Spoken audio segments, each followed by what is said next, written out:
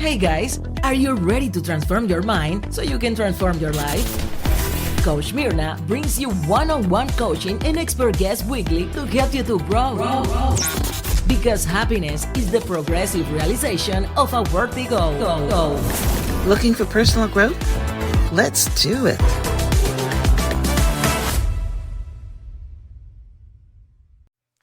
Today, brands don't just have an awareness problem, they have a trust problem.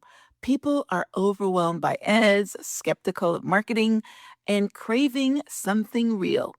So, let us tell your story in a way that actually resonates. Brands partner with the Transform Your Mind podcast because this isn't just advertising, it's trusted influence.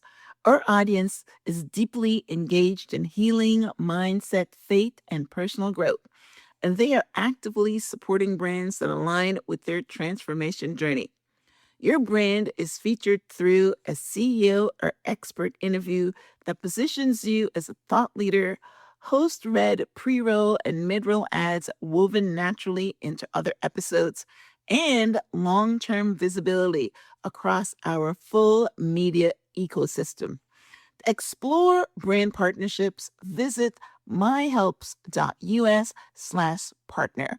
That is myhelps.us/partner. I like what you say that your DNA is kind of a biological internet. Tell us Yes. about that. How did you discover that?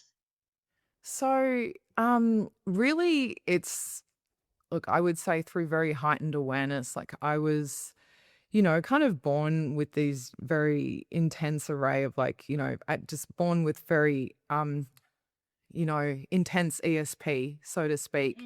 And that's kind of, something that I've always had since birth. But to be honest, like so much of my life, I've been living in it like unconsciously until there was a real point where I kind of awakened into it. It was so interesting. It was around the time of my divorce when my ex left me, and I had this dream that I was being killed, and it was so real. I felt like you wouldn't know the difference between awake and asleep is how real it felt.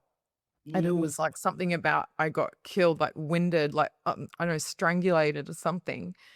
Um, and as I was dying, as I crossed over from death, it's like I woke up and I went, that wasn't a dream. And it was like when I woke up, it was like, I've been asleep and now I'm awake kind of thing. It was like all of a sudden I was conscious, like very, very aware of myself, my abilities, just this real heightened awareness and real, you know, consciously aware of all of that.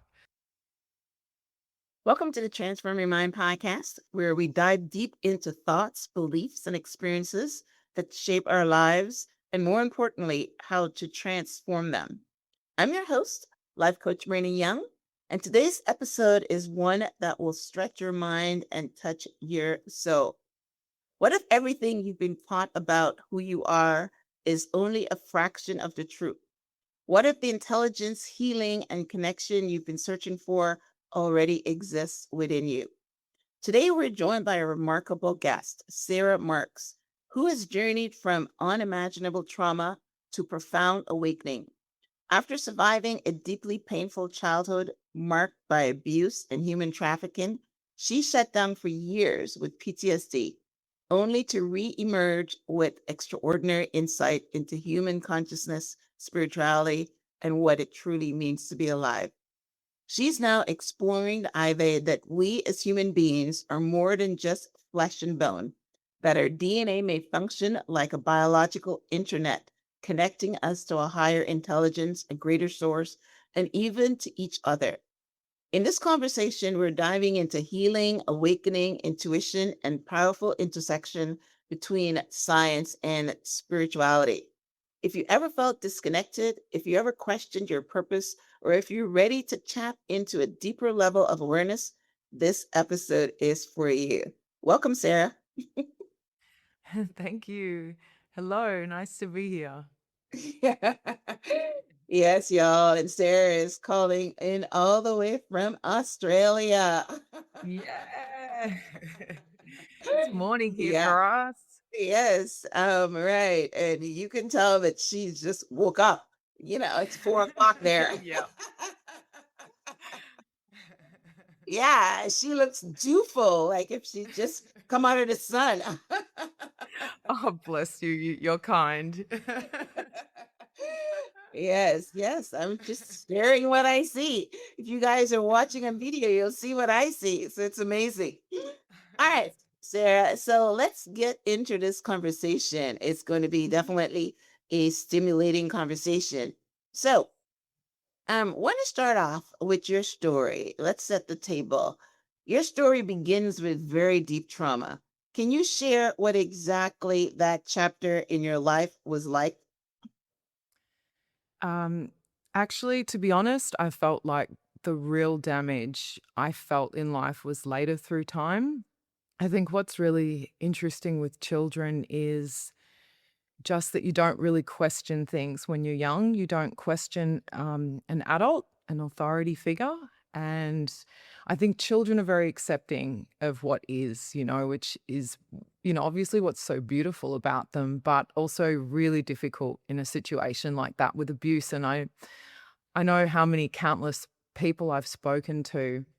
And same kind of thing, it happens all the time where when a child's being abused, they don't come out and talk about it in many occasions. And in situations like that, it's like I know what I did was I kind of internalized it. So in one sense, I was very, very, very vivacious. Like I was kind of this little performer kid, like absolutely like would say what I was thinking kind of thing, very, outgoing. I loved performing when I was young. So I had, really happy memories of my childhood in that sense of with my friends and loving kinder and loving school. But then there was another side of it where I was, interestingly enough, looking back on it now, and it's obvious to see, and even teachers and things spoke up, but no one put the pieces together, of exactly how bad it was and what was going on, because I wasn't actually, openly talking about it. But so in one sense it was, I've got happy memories, but in another sense it was very shut down and very dark experience for me. It was even the nature of the abuse that I endured that was, you know, um, I think kind of a bit perverse, a bit sadistic in its nature. So, there was it was very contrasted childhood in that sense, but there's so much that I've learnt from that I've been able to kind of share and, red flags and things that you see that's very difficult to, and especially back then, when I was a kid, when this was happening, we're talking like this was the 80s and this was the early 90s, and we didn't know what post-traumatic stress was back then. Wasn't discussed. It was very taboo. There was a lot more things going on. I think, we just have so much more awareness now.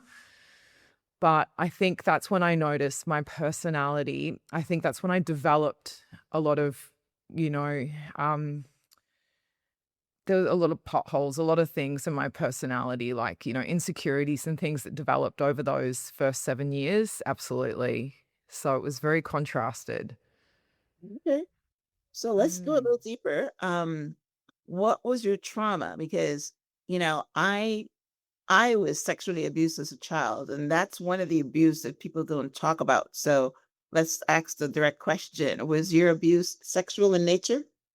Yes, yeah. Yes. It Yes.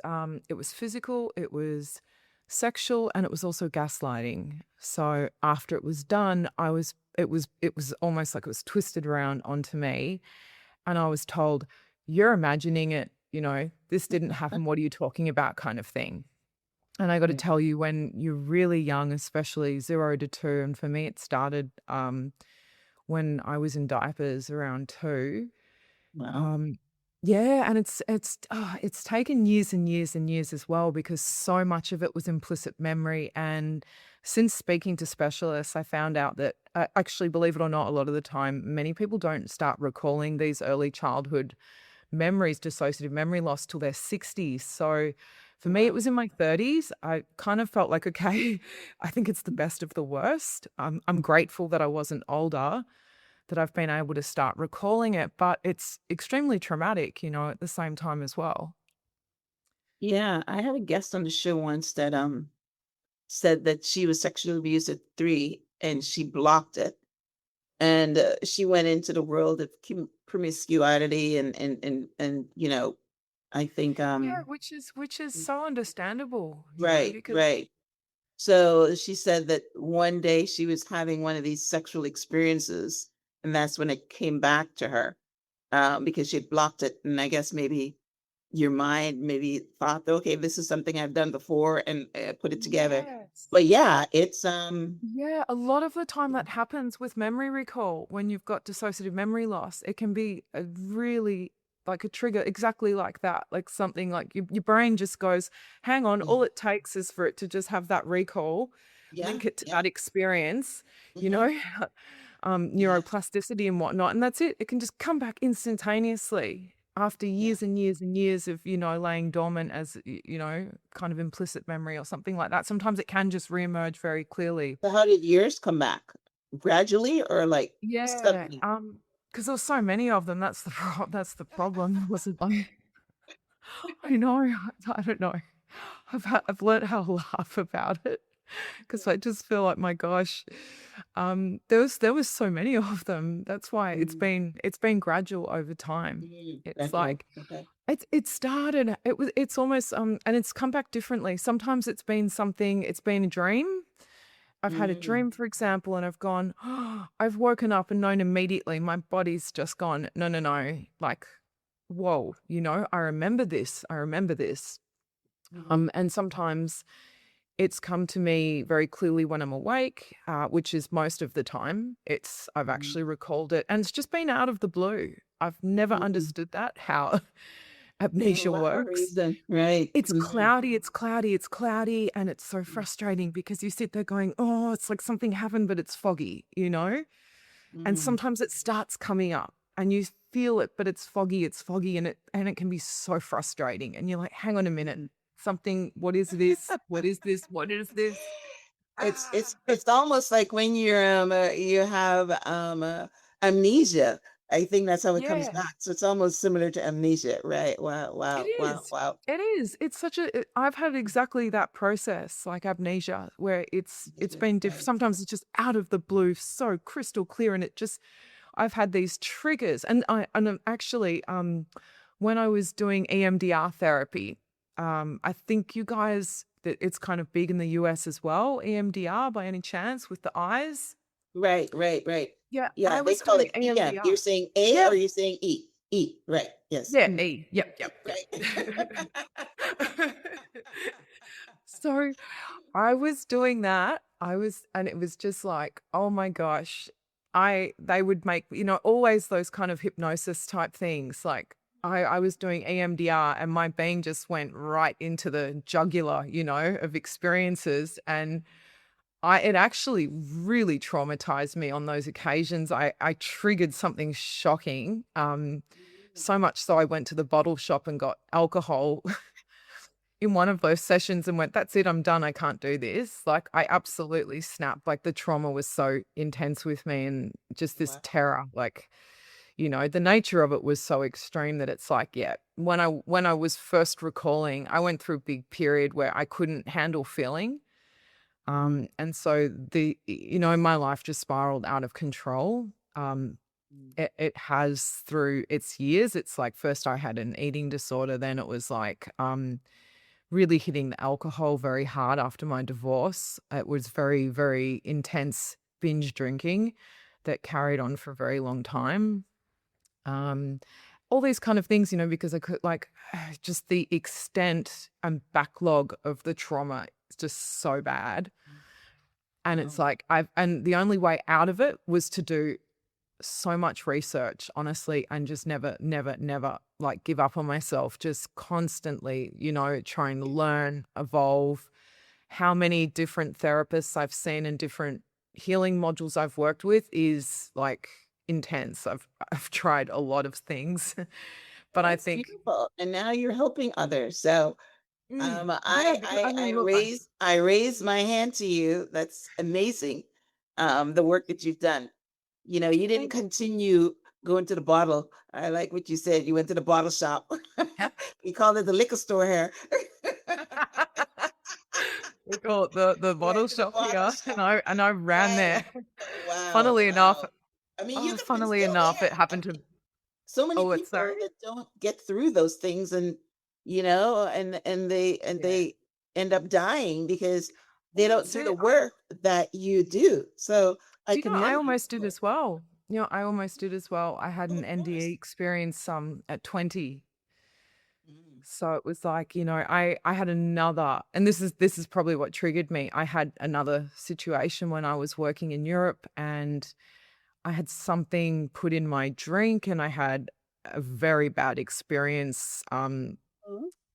with some people in the industry that I was working in at the time.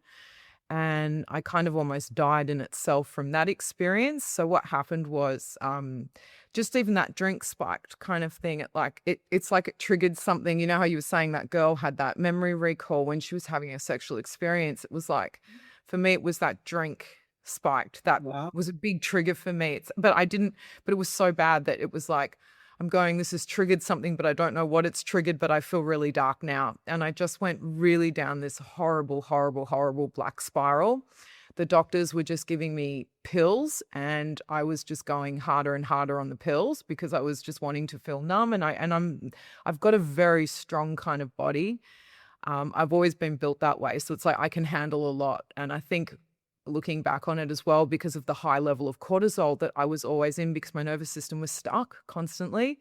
So I was Mhm. just going harder and harder. And I just, until one day, I was actually just, I remember just being on the balcony having a coffee kind of thing during the day. And I'm like, oh, I feel a bit off kind of thing. And my partner at the time is like, yeah, no, that's not cool. And I'm like, no, no, I'm imagining it. I'm just being dramatic. Nothing's wrong kind of thing. And then before I know it, he's like, no, that's it. I'm taking you to the hospital. I'm on the floor, get to the hospital. I just collapsed as soon as we entered. And I just remember all these nurses running towards me and putting me on a bed, and they're saying, we can't even get a needle into her. Like, we, Goodness. it was full on. And it was like, I was going into this cardiac arrest, and it was so fast. Like 1 minute I'm on the balcony, the next minute I'm in this bed, and it was so surreal. I felt like I was out of my body watching myself. It didn't feel real at all. And then all of a sudden I go from that to just this, I feel like I've been catapulted into space and this extreme peace and That's beauty, beautiful. just That is an absolutely NDE. beautiful. Yeah, near death experience. Yes. And then, Is that what you're but it was calling so it? fast. It Yes. was like they just didn't take. It was like it was. I felt like I was boomeranged. It was like, hey, this is beautiful, and then I opened my eyes. Like it was so. They're like, no, you don't. You're coming back, girl. We're not ready for you yet. We have some work for you to do here on Earth. So you need to go I back. couldn't believe it. So then I opened my eyes, and there's all this thing in my mouth, I'm in this little unit, and my body went into shock, and I went, what the hell, like, what is this? So I'm kind of like taking the things, I'm trying to get this thing out Get of them my out. throat, Right, right, and right. all these alarms are going off, and the nurses are running in, and they're like, no, don't do that, that's This dangerous. story should be a And movie. It sounds really I know. interesting. And I just kept saying, io vorrei uno is it fumare or saying, I just feel like a cigarette. I just feel like a cigarette. Back then I used to smoke. This was a long time ago. That's And pretty cool to I just kept to saying, calm hey, down. Right. I just need a cigarette. And they're like, you can't have a cigarette. Can't have a cigarette. You're, You're in the you're in hospital. intensive care. Right. Yeah. And yet Wow. it was just because it was just such a high level of shock. It's like your body doesn't, it's gone into a coma. Apparently I'd been in a coma for a day. They'd been able to induce me into a coma. I think they said they lost me briefly, and they were able to get me into a coma. They were able to induce it. And so, your body just goes, what You has have a good happened? partner though, because all you told him is you feel a little off. That is Yeah, amazing. that's it. That's it. And then I went from that Wow. to that. And that's when I was Wow. like, okay, clearly the classical medical system and all of that, this isn't working for me, because this has gone horribly wrong. I'm alive. I remember thinking, okay, I'm just going to try a different approach that's a little bit calmer, a bit nicer. That's kind of when I got into holistic health, actually. Like that's when I started yoga, and That's I saw a beautiful. That's naturopath, and beautiful. it was the Yeah, now we're beginning. talking It's about gone through bumps. transcendence. Oh, it Now was, we're but talking about transcendence and unlocking the intelligence within you. But I want to go I'm back to your telling you, story before we get into I, the w- other stuff. I would love to say that was the transcendence, but trust me, it's been rocky since then as well. It's just, Well, it was the start of it. It was the start of the journey. it So let's was. talk about the human trafficking. So you had, sexual abuse as a child. How did we get into the human trafficking?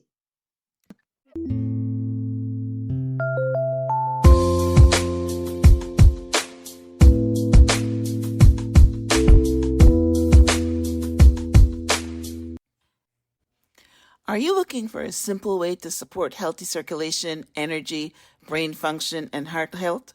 One of the most important molecules in the body is nitric oxide, but as we age, our ability to produce it declines.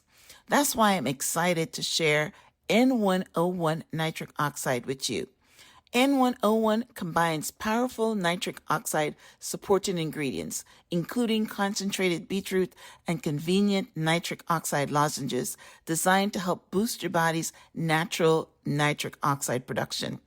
I've been using the lozenges and beetroot supplement in my water for some months, and I can report improved energy, better workouts, and enhanced circulation.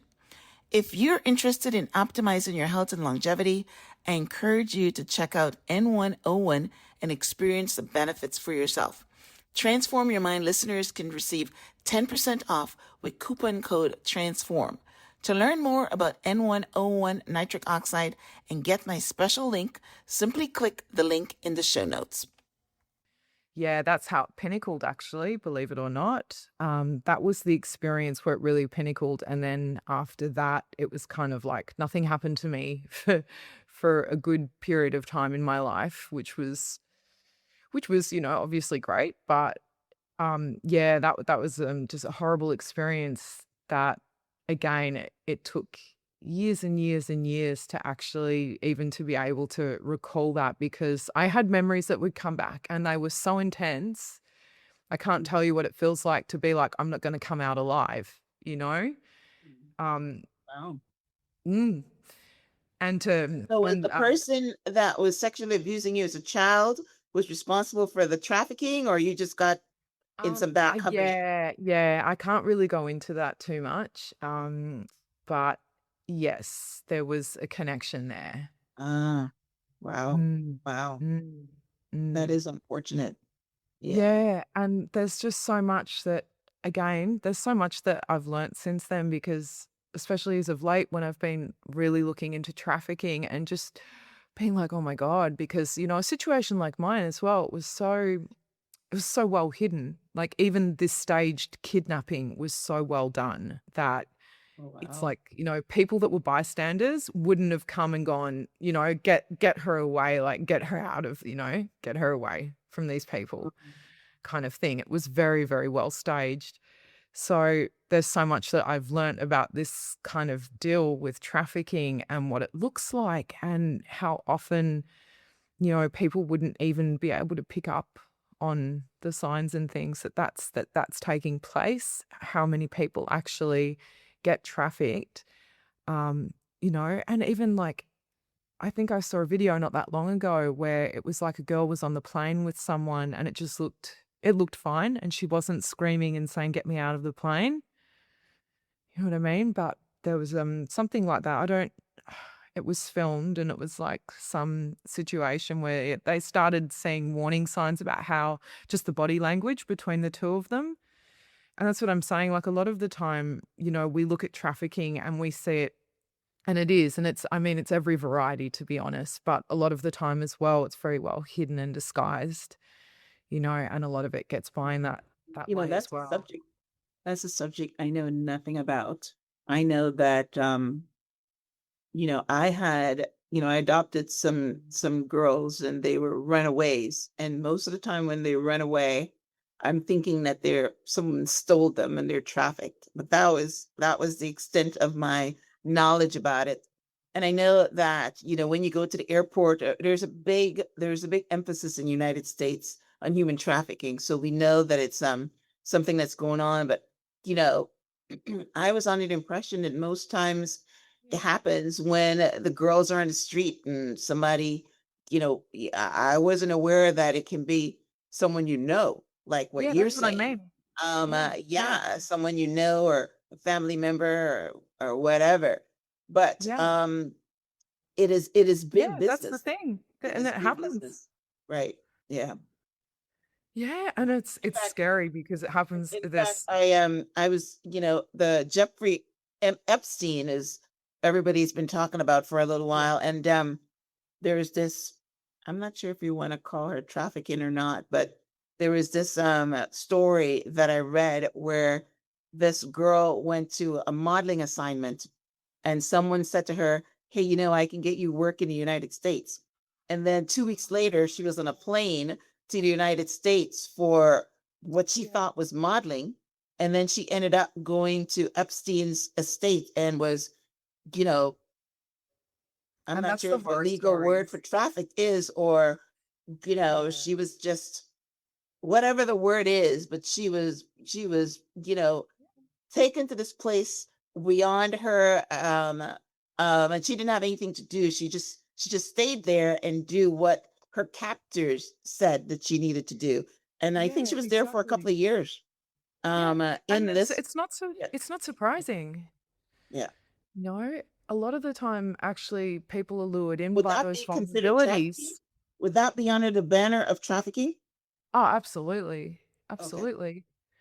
Okay. Because at the end of the day, it's false pretenses. Mhm. She's been lured in under a, false pretense and a promise of some sort. And Yeah. the Yeah. promise doesn't relate to the experience that she's had, No. So No. she's been Never did misled. one modeling job. She was just Yeah. kidnapped. Yeah. And I you mean, she said the only did word one modeling, kidnap. only Yes. for one person that she probably didn't want to, I mean, Right.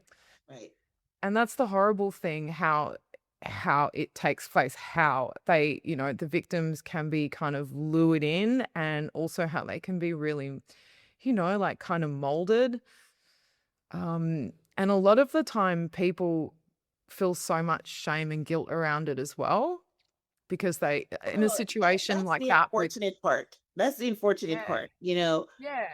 Because I what's your know due, when you mate? It's not said yours. that you weren't able to talk about it, I knew right away that it was sexual abuse because we all feel shame about that. I didn't talk about my sexual abuse until I was in my 40s because I felt shame about it.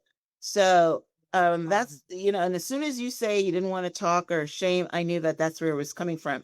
And I'm not quite sure why what the brain does that makes us feel shame of it somebody taking advantage of us as a child, right? do you know And yeah, as a child, we weren't able to give consent, right? Yeah. So, but we feel shame and we don't talk about it. Yeah.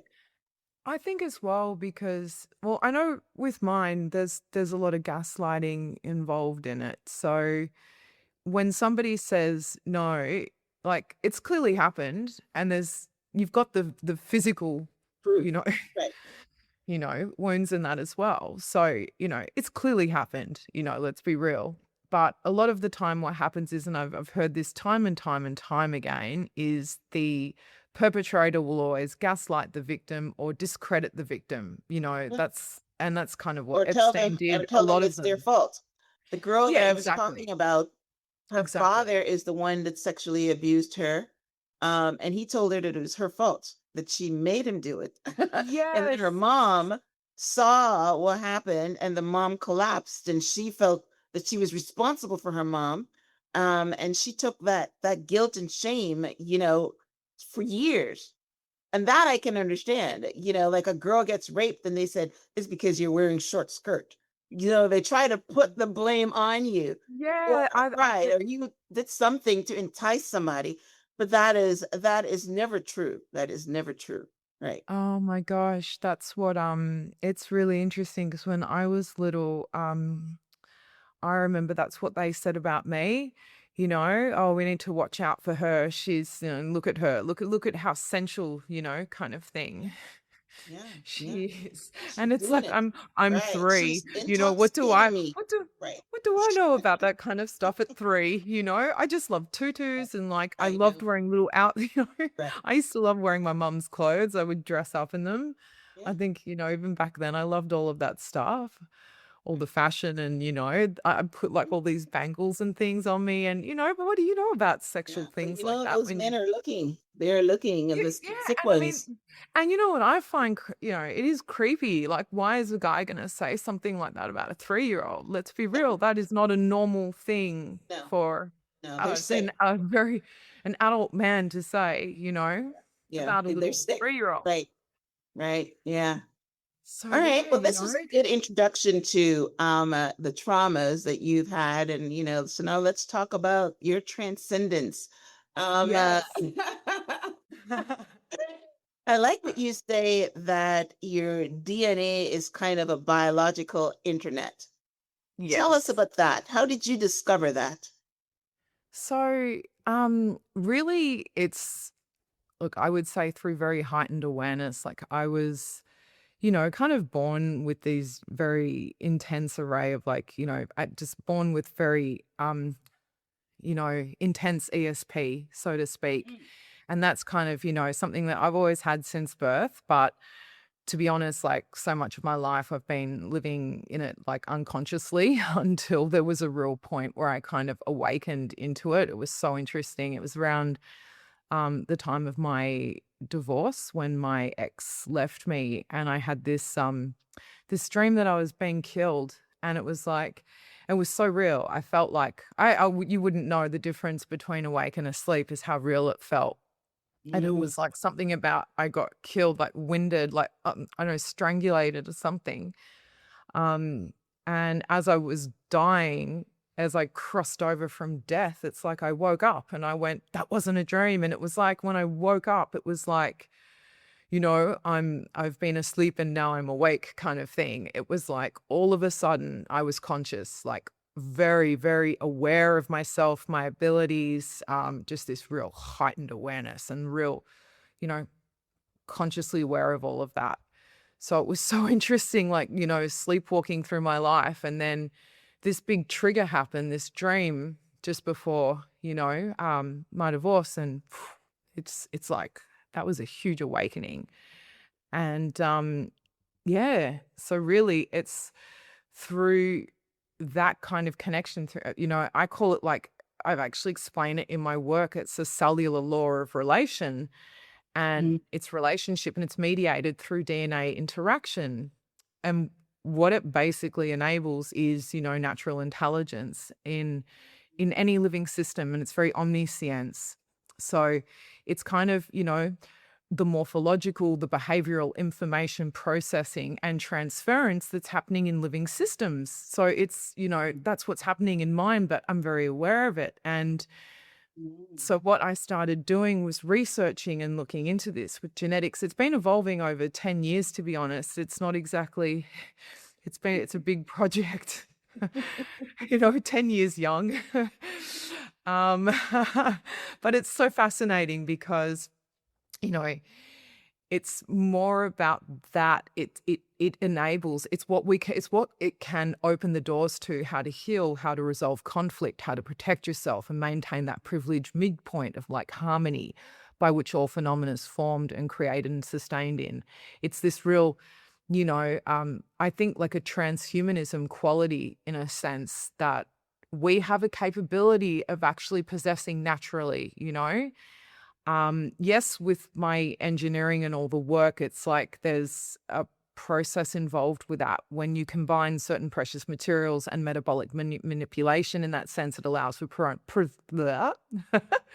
precise kind of non-invasive spatial control of ultrasound, really, is what we're kind of talking about. So this is like absolute abstract sound and it modulates sound waves into complex patterns, which we know how DNA works with complex, sound patterns. And this creates moving acoustic fields. And it's in the field that it allows intelligence then to move in multiple directions that trigger biological responses. And that Mhm. omniscience is the access to God through this cellular law of relation that's mediated through DNA. Mm. Okay. Wow. That was complex, so I don't have any circle backs on that one. So a follow-up question to that. So how does you talk about the higher power, God? So how does someone begin connecting to their higher power in a practical way? Now I know I connect to God by prayer, by meditation, but you're just talking about, the DNA. What's a practical way to start doing that? Well, what I find interesting, okay, is that as we know, the DNA, as I was explaining, works through pattern sounds and whatnot. So another thing that there's a lot of research that's been done is actually to do with epigenetics. So we understand, right, for example, that DNA doesn't age. It's actually the gene expression that it's almost like a phone getting bugs over time, right? And a phone gets bugs, it slows down, it gets corrupt. And it's like, that's actually what makes us age. Do you know that? DNA actually doesn't age. So that's kind of the really cool thing here. And DNA actually responds to intention. So, for example, and they've done an array of research on this. And I found this is what I got so fascinated by, because I went, this is just one of the most beautiful things in that sense. Like, so, if you actually have a loving intention, and this is what they did, they're just like when they had participants sending love to this DNA strand, the DNA strand actually it started healing itself. So it was responding to that intent of love, and it actually started healing itself. So there are frequencies. I know there's 528 hertz that a lot of people listen to that is related to love.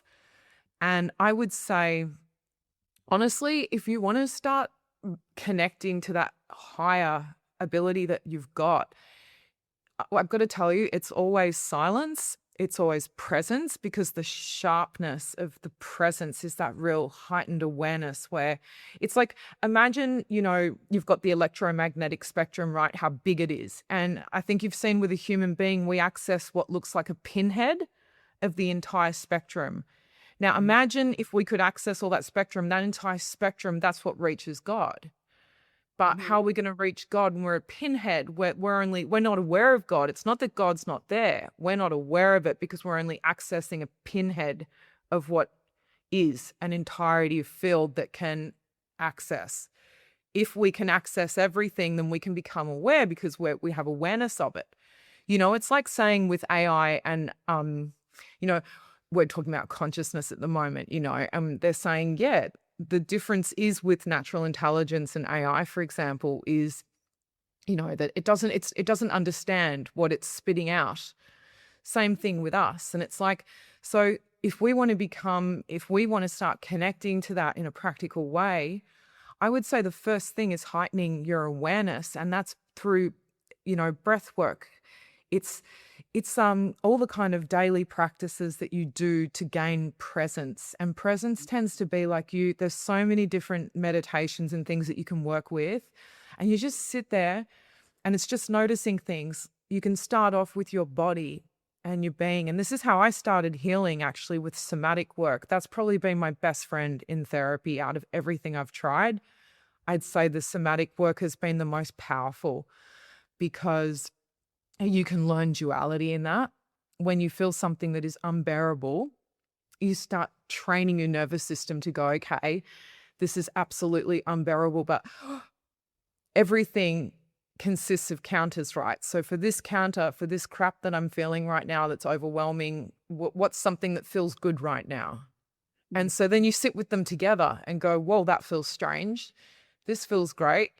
And that feels absolutely like unbearable. And they both exist simultaneously together.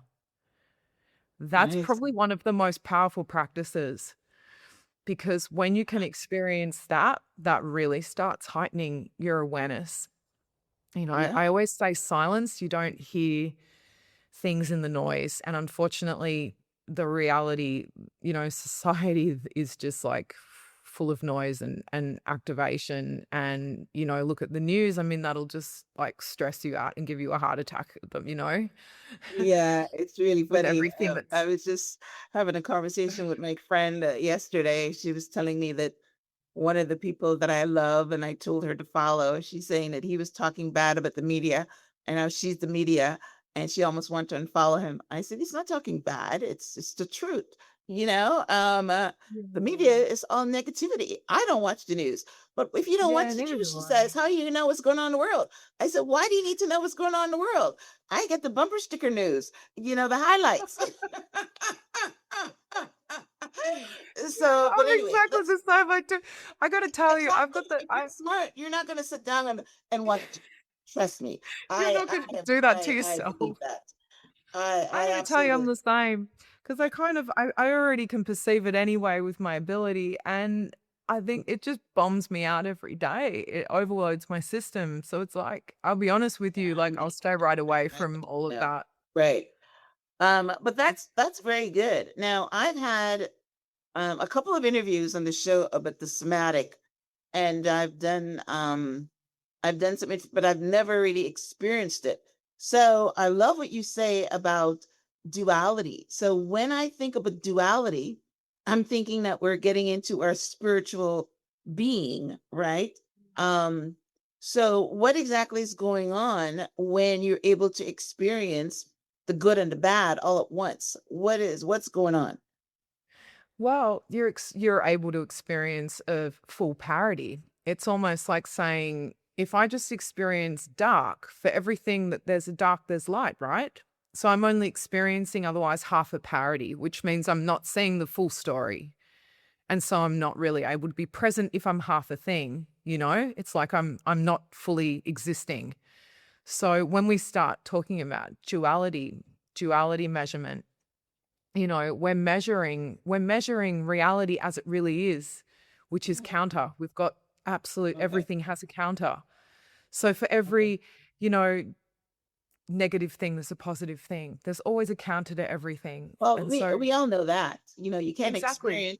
You But can't when you start experience light if you experiencing don't that, know darkness. I know that part, right? yeah, But I that's it. wasn't But sure that people experience darkness and light at the same time. So yes, they're that's either what one kind or of the other. starts opening it. That's what kind of is almost like that real, what they talk about 3-5 anti codon sequencing and all of that, which Mm, is very powerful in, analytical work in DNA, mm, and whatnot. So I was about to say, like, when you actually experience that together, I actually started noticing a really big shift just in myself, well, of because then it's course. like when we're just not running away from it kind of thing, because that's the thing, like when we experience dark and something is so overwhelming, that darkness is so loud, it's very hard to go, okay, I'm just like, can you just put aside? It's like a loud kid screaming and it's like, I can't hear anything else. But there is something else, you know? Just like getting the loud kid and going, hey, just chill, just hang tight and like, ah, ah, because they're both there. It's just that the loudness just gains so much of our attention and awareness, like a kid screaming, right? That just won't stop. That's like, that you don't even think of another option. You don't think, oh, there's something else that exists, right? It's like, no, at that moment, that's got all your attention. Well, that's what I'm saying. So it's very hard for people to experience duality because Exactly. so I just wanted to know what's actually going on. Are we Yeah. going So into our crafty. spirituality or Yep, how I mean that it's is. probably the word that we're talking about here, transcendence, because that's what Yeah. transcendence meditation is. But all right, Yeah. but yeah, for our conversation, Experiencing one again. And it's just being we'll able just to leave it ask at that, A big thing is asking that when there's something really loud, saying, hang on, there's something else. Yeah, that's that. But there's something else. That's, I think, what we don't do. It's not that we don't know duality, like we know, but I think that's really powerful when you start getting to the point in your life where you can start being like that on a regular occasion. It becomes normal for you to be able to experience both. Oh, well, yeah. I mean, once you do the work the first time, you've broken through. So then Yeah, because there's a real it becomes presence. easier as you go on. Right. Yeah, and Yes. this is the thing. That is what that's kind of what activates presence, right? Then Hmm. presence, all of that, you start getting to a point. I know I got to a point that's kind of, I've already got like this magnetic intensity, but that's enabled me to turn lights on and stuff. But that's where it comes from with the telekinesis that I get. It's that extreme presence of like it's almost like it creates a stop. You know what I mean? And in that stop, you've got like this flux kind of thing. And that flux is what then enables, it's like mind over matter. And it's incredibly powerful. I'm telling you from experience. When I turned a light on the first time, I was like, oh, no. And I'm like, far out. And then I did it again. It's like, and I'm like, oh my God. Oh, oh, I wish I filmed that, Yeah, that's It's right. so cool. That's pretty good. Pretty good. So you've done the work, girl. All right. So, how can someone trust their intuition again after trauma? So, like you said, you've gone through some darkness, as a A lot, child yeah. and probably as a young adult. You said you didn't become, start doing this work until you're 30. So, you had your childhood and as a young adult where you had some stuff. So, you had a lot of trauma, but now you're into your intuition. You're doing some good work. You're into, most people are probably never going to get to your level, but how can they just begin to start trusting their gut again? Okay, this is important. I actually what I genuinely believe is we can always trust our basic gut instincts. It's almost like that we deviate from that with trauma. And what it's really important to learn is differentiate the fear and the trauma from reality. And that is where somatic work, I personally feel like I keep going into somatics, but I do just because it's the most basic. Things like EMDR and all of that, the hypno type things that, that work with epigenetics and all of that are fantastic as well. But for someone like me, even they were very triggering and they were too dangerous. And everyone was like, oh my God, no, we can't even do that with you. Like, no one, like a toothpick would break me. So I was like, go real gentle, real soft with me. And for a long time. It was like, whoa, steady. I would just be like, "Psh, out, psh, can't feel, like that's how full on it was, it was like a toothpick would have broken me. So, Mhm.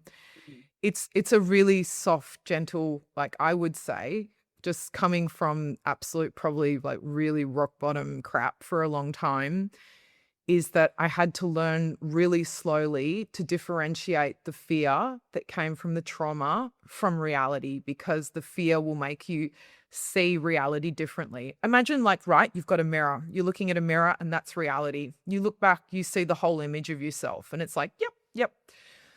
Imagine trauma is like looking at a mirror and you've thrown a rock into the mirror and it's like broken, like a million broken pieces looking back at you. It distorts reality. That's what trauma is. That's Just good. distorts it. So it's Yeah. like looking back at a cracked mirror with all these broken pieces. So it just But distorts that the but image of everything. that's their reality. That's what they see. Exactly. And so the only way out of that is to reweave that back into a oneness. And that is that the body has to get this, the nervous system, it has to get what it didn't get to finish, it has to finish it. Because really what trauma is a blocked, it's an experience that was so traumatic that the nervous system shut down, blocked it. So it's still stuck in there. It hasn't been able to finish the process, so to speak, to release it. And what happens is that then distorts our vision of reality and our perception of reality. And that's what kind of then just, deviates us away from our intuition because we don't know what to trust anymore.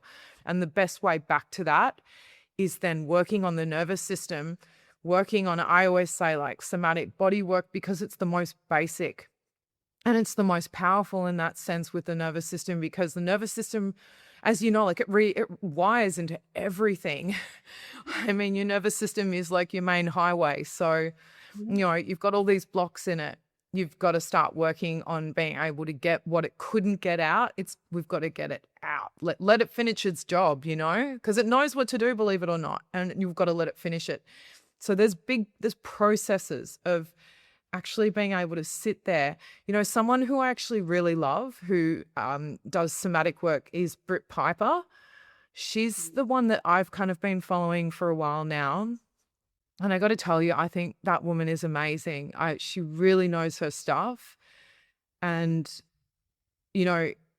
I think in a situation like that, depending on how severe the trauma is depending on how slow your body, how long do you take to metabolize a burger? Everyone's going to be different, It's like everybody's different. So you've got to go, like the things are to go as far as you can go, feeling things, being able to sit with it, doing exercises. Like when I mentioned duality is one, but also as you're feeling this, feel your body, feel the room. What's your body saying? What's it doing?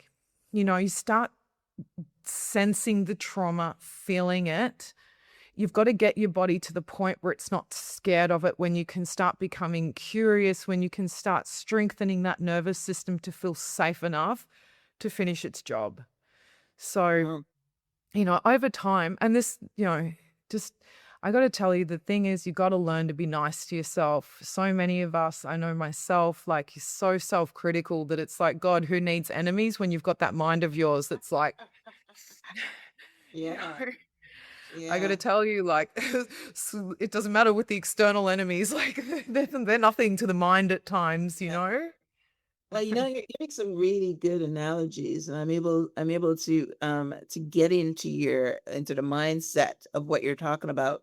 And I love the one about the distorted mirror, right? Because again, Yeah. it's what we believe, what we see, and that's very true. So, so you suggest that someone starts with a therapist and a somatic sound healing. I'm assuming that's what somatic is, right? Somatic sound healing in order to start the distortion better.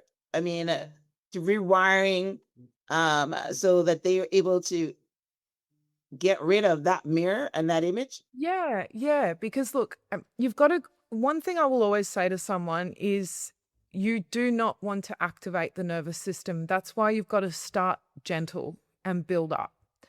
I used to think, no, you've just got to do what you've got to do, get it out. Like, you know, and I can't tell you how many triggers I had and how many bottle shops I hit thinking that, I know, but I'm still on the way, I'm doing the right thing. And it's like, no, my gosh, I just slowed down the process because I was going so hard on myself. No, actually, if you come out of a therapy session worse than when you came in, it's not right. It's not working properly. That's not the goal of therapy. It's not the goal. So you go as gentle as you need, as long as you need, you got to learn to trust yourself again.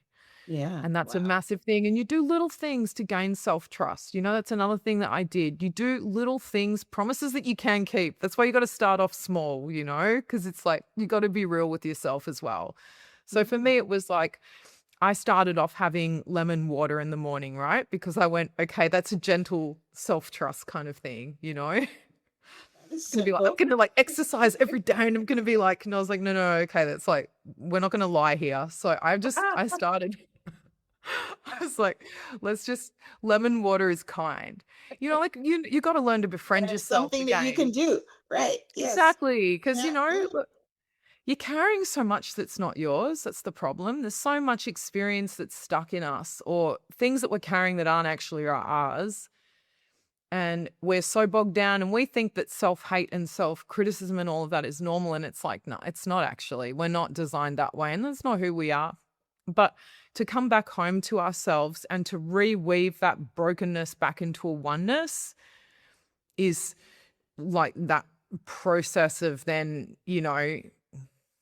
acceptance, understanding, acceptance that comes from that real groundwork. I say groundwork. I feel like somatic's a really strong kind of grounding, the groundwork in healing. But again, everybody's different.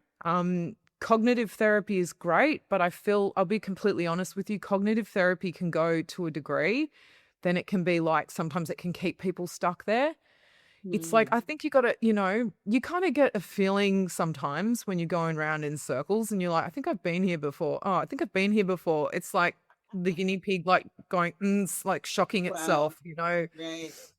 But you Wow. start, you learn through trial and error, you know. Mm. You got to, it's learning to be gentle with yourself, not so harsh, hey? Like, you know, it's okay. None of us are perfect. We all make mistakes, do, you know, all sorts of things. I think we all have a story to tell, and it's coming back home to ourselves, you know, that unconditional love that's like, it's okay. You know, even when you make a mistake, you backtrack or you do something that you're like, gosh, you know, no, that's okay, you know? And it's Okay. being able to love that nervous system, bringing yourself back home into a safe place that you can get your body in a safe enough place, the nervous system to go, okay, we can now finish the job we started, you know? And Yeah. that's what I said, all these practices that are so powerful, these somatic practices and things. And, you know, some people can do them on their own. Some people don't need to see a therapist. Like, you know, Yeah. I know lots You of need to people see a that have been able therapist. to, I mean, but I I mean, personally there's, feel like the yeah, you need to guidance see a therapist, the right one, that is. Um, that you can know, a lot really of be there to people, help guide you, yeah, to be a there lot of for you, people you go know? to this talk therapy. I don't think talk therapy does anything, but if you go into some deeper therapy, like the EMDR or the cognitive, and they've got so many different things now that they can do. Yeah. And I've been hearing about the somatic for a while. I guess I'll go deeper into Yeah. understanding it. I But loved it. yeah, And I'm things glad like that you're yoga giving helped it some me. high high praise, right? Okay. Well, wow, this has been a very illuminating conversation. I didn't think that we were going to be talking about some of the buzzwords that I talk about in the show, which is trauma and nervous system resetting, and all these different things that are part of the structure of the show. So thank you for, as I'm listening to you, I'm thinking, wow, this is going to fit so well into some other series that I'm doing. So that's amazing. All right. Oh, So bless you. yeah, this is great. So tell our listeners how they can connect with you. What do you offer? I mean, are you doing coaching? What is it that you're offering to our listeners? Oh.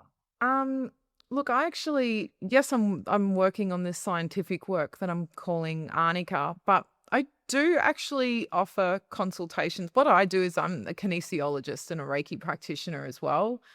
I work very strongly with kinesiology because I actually wouldn't even get by a day in my life if I didn't have kinesiology because of my heightened ability. So I can feel like I experience quantum and physicality in that together. So when something's out and all of that, it's to me, it's like, whoa, you know, I'm very aware of it. Kinesiology kind of, it's like you can program affirmations into you with epigenetics, but in a way that you're manually doing it. So instead of like, you know, I'm thinking this and I'll practice this affirmation X amount of times, I can program it in a way through the kinesiology. Mm. That's like fast tracking it. Do you know what I mean? It's like I'm formatting a computer, you know, and it's like through biofeedback from muscle monitoring, the body actually tells you like what it wants to talk about, what it doesn't, the severity, like what it wants to balance. And that's a very strong healing, you know. That's kind of one of my main, that's probably the things that I've worked with the most is kinesiology and somatics. So yeah, I Oh, you, definitely I you do do offer somatics as well. kinesiology. Oh no, I don't actually teach somatics. Oh, okay. I just work with kinesiology. I was thinking of doing a somatics course though, because I just thought, wow, it's too good, you know, like it's so beneficial. I love doing all these things, you know, but I always had a natural healing ability all my life, and I've been able to do things for people that was very like anonymous in a sense, like, you know, couldn't explain it. So I was like, all right, I'll just, you know, I will offer that Okay. wherever possible. So I do offer kinesiology, but you can kind of get onto that. The main site that I use, I've got www.arnica.com, which is like Anna, ANNA with the KA.com. That's my website, and that's got links on it. And like you can write on my website and I'll always answer. But my Instagram account is probably the one that that's kind of my one social media site where I write heaps on that. So if you want to learn all about, natural intelligence and the DNA is the internet and all of that, that's like, oh my God, an encyclopedia on my Instagram site. Instagram page. Oh And yeah. What is your handle there? that is Arnica Official, Okay. all one word, Arnica Official. And on that, that's actually got a link to my other one, that's bioenergetic wellbeing. And that's the one that I offer kinesiology. Actually, I can work with people in person. I live in Melbourne, Australia, but I work with a lot of people. I've worked with animals, fetuses, humans, like you name it, like I work with anyone kind of thing. I can balance anything. I can balance houses, cars, like you name it. I do a lot of house clearings and stuff like that as well. Yeah, all sorts of stuff. But there's a link to that on my Arnica Official. That's the bioenergetic wellbeing one. If anyone was ever interested in my services in that sense of like holistic health. But yeah, that's pretty much it, I would say, like my main handles. Okay, that's amazing. So when you do these services, like the house cleaning, you can do them obviously remote. Yes, I can. It's pretty awesome. And I can, like either write it all down in an email kind of thing. Or I can actually do Zoom sessions. I can do all of that, like, Okay. whatever works for people. Okay. And Well, that's yeah, it's pretty cool. Like I can do it in, yeah. So you can kind of hear it, like live as I'm doing it. And where it's like, wow. so it just depends what people are interested. Some people kind of prefer it if you just write it in an email for them, which is fair enough.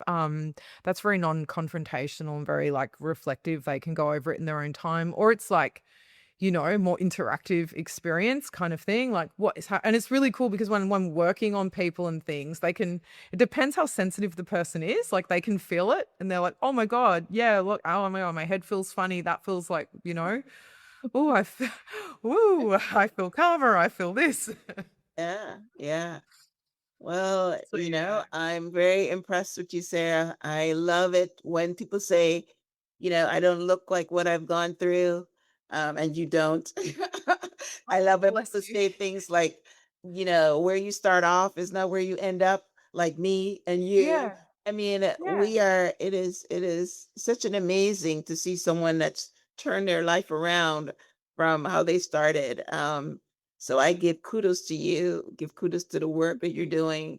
You were born with a little bit of natural ability. So the good thing is, your talent didn't die in the grave with you, because a lot of people have natural ability and they don't do anything with it.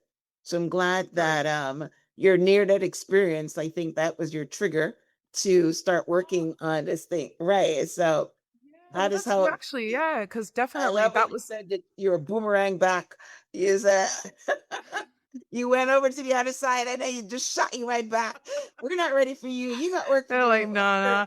I mean, it's so funny. It's like I've experienced stuff, I've been a medium and all of that all my life. Like I've got it all going on. It's the circus, but It's they're just like, "Nah." It was so fast. Just like, "No." They're like, you Like said you're a lovingly boomerang just, back. "No."